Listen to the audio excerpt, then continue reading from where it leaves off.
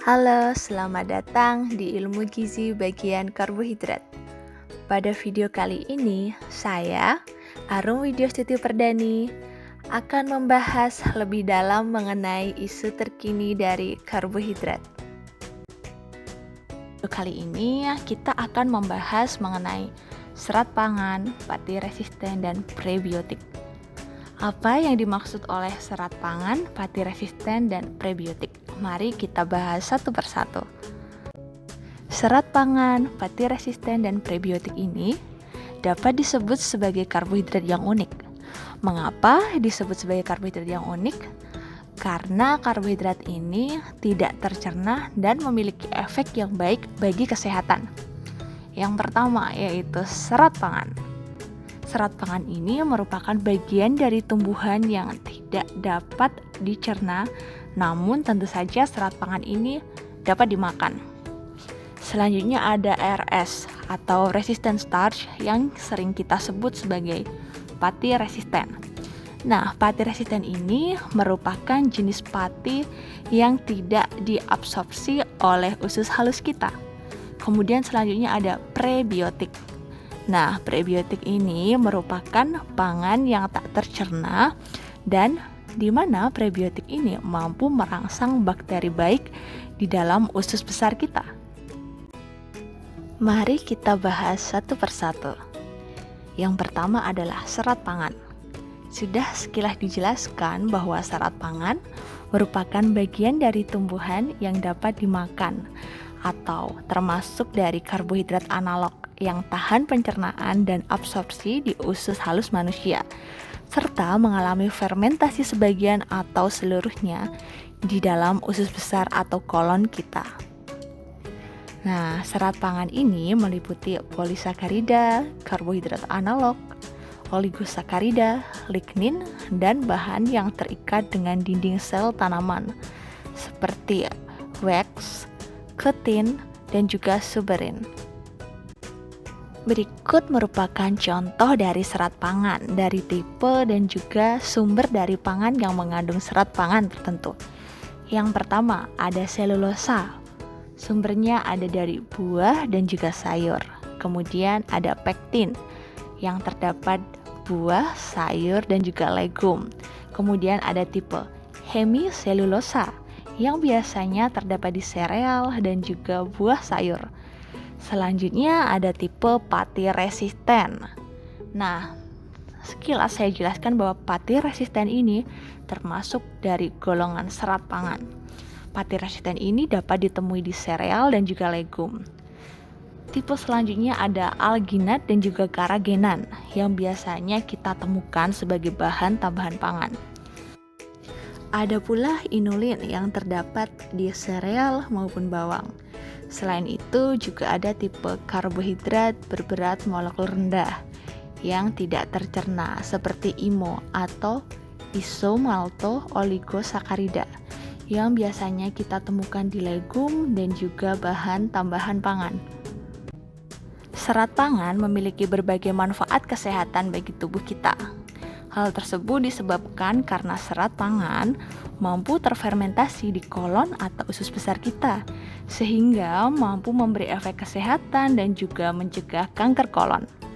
Hal tersebut disebabkan karena apa? Yang pertama adalah serat pangan mampu menghasilkan SCFA atau short chain fatty acid yang sering kita sebut sebagai asam lemak rantai pendek. Nah, asam lemak rantai pendek ini mampu mencegah terbentuknya sel kanker di dalam kolon serta berefek kesehatan karena asam lemak rantai pendek dapat mengikat kolesterol. Selanjutnya, hasil dari fermentasi serat pangan juga mampu menurunkan pH feses. Yang ketika pH fesesnya ini turun, maka sel kanker juga enggan untuk tumbuh. Kemudian masuk ke dalam bagian pati resisten. Pati resisten itu apa? Yaitu pati dan hasil pencernaan pati yang tidak diabsorpsi di dalam usus halus individu sehat. Ada berbagai sumber dari pati resisten. Ada dari kacang-kacangan, dari nasi, dari pisang yang tidak matang, dan juga dari biji-bijian yang lainnya. Pati resisten dapat diklasifikasikan menjadi berbagai macam golongan. Ada 5 golongan yang dapat kita pelajari. Yang pertama adalah RS1 atau Resistant Starch 1, yaitu pati yang secara fisik sulit untuk dicerna. Contohnya adalah karena ukurannya yang besar. Contoh dari RS1 ini ada serealia utuh yang tidak digiling atau ketika digiling ini tidak sempurna. Kemudian ada RS2. RS2 ini merupakan granula pati resisten. Contohnya adalah kentang dan juga pisang mentah. Kemudian ada RS3. Nah, RS3 ini adalah pati terretrogradasi, yaitu pati ini resisten karena proses pengolahan.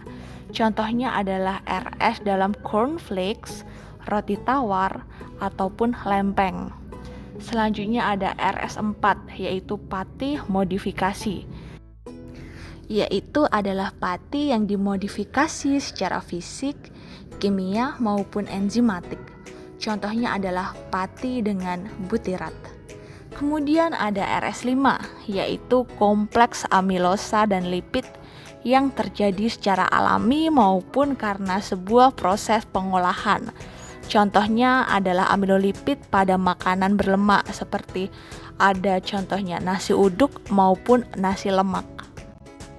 RS atau resistant starch atau pati resisten memiliki berbagai macam manfaat kesehatan. Manfaat yang pertama adalah RS ini mampu mengikat empedu, yang mana ini berefek menurunkan kolesterol dan juga trigliserida serum darah. Hal ini cocok untuk penderita hiperlipidemia atau orang gemuk. Manfaat selanjutnya yang terasa adalah RS ini tidak menaikkan gula darah, yaitu cocok untuk penderita diabetes mellitus. Di samping itu, pati resisten juga mampu melindungi kolon dari kanker. Hal tersebut disebabkan karena RS ini terfermentasi di dalam kolon yang menghasilkan asam lemak rantai pendek yang dapat menurunkan pH dan juga menghambat sel kanker. Di samping itu, RS juga memiliki sifat laksatif, yaitu mudah untuk buang air besar, sehingga pencernaan kita menjadi lancar.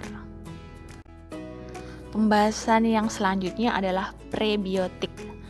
Prebiotik ini merupakan komponen pangan yang tidak tercerna, yang memiliki efek menguntungkan bagi tubuh karena mampu merangsang pertumbuhan bakteri baik di dalam usus besar atau kolon. Nah, kerja dari prebiotik sendiri ini yaitu prebiotik ini tidak tercerna sehingga masuk ke dalam kolon. Kemudian probiotik atau bakteri baik yang tahan pencernaan ini akan masuk ke dalam kolon juga, di mana prebiotik ini akan dimanfaatkan bakteri baik atau akan dimanfaatkan oleh probiotik. Kemudian hal tersebut akan menyebabkan probiotik berkembang bagus di usus besar.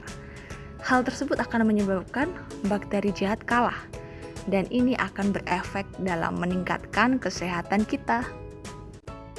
Nah, kemudian mari kita bahas tentang perbedaan prebiotik, probiotik, dan juga simbiotik. Karena namanya hampir mirip, yaitu ada prebiotik dan juga probiotik. Nah, prebiotik sudah dibahas bahwa prebiotik ini merupakan nutrisi bagi bakteri baik, yaitu dapat merangsang secara selektif pertumbuhan bakteri baik di usus besar. Sumber dari prebiotik ini ada inulin, laktulosa, tos, hos, gos, fos, guargam, glukomanan, dan juga laminaran. Sementara probiotik ini adalah bakterinya, yaitu mikrobia atau bakteri baik yang menguntungkan bagi tubuh kita. Kemudian ada simbiotik. Nah, simbiotik ini merupakan gabungan dari probiotik dan juga prebiotik. Simbiotik ini biasanya diperoleh dari sebuah suplemen. Selanjutnya kita akan membahas mengenai indeks glikemik atau yang dapat disingkat menjadi IG.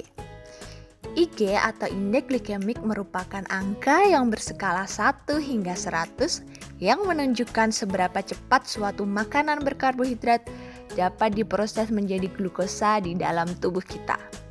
Jadi, semakin tinggi nilai IG, maka semakin cepat pula karbohidrat di dalam makanan dapat diproses menjadi glukosa. Yang artinya, maka semakin cepat pula gula darah dapat melonjak.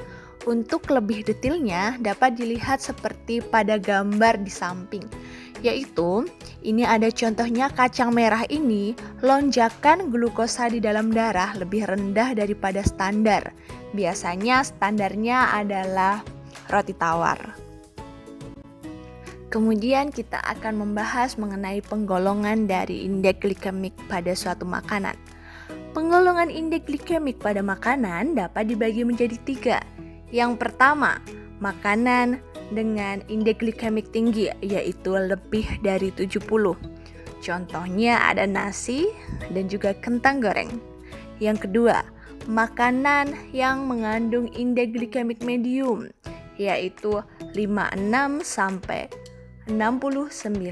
Contohnya ada es krim dan juga buah jeruk. Yang ketiga, makanan dengan indeks glikemik rendah, yaitu kurang dari 55. Contohnya ada ubi Garut, beras merah, dan juga kacang-kacangan. Demikian tadi penjelasan mengenai isu terkini karbohidrat. Selamat belajar dan terima kasih.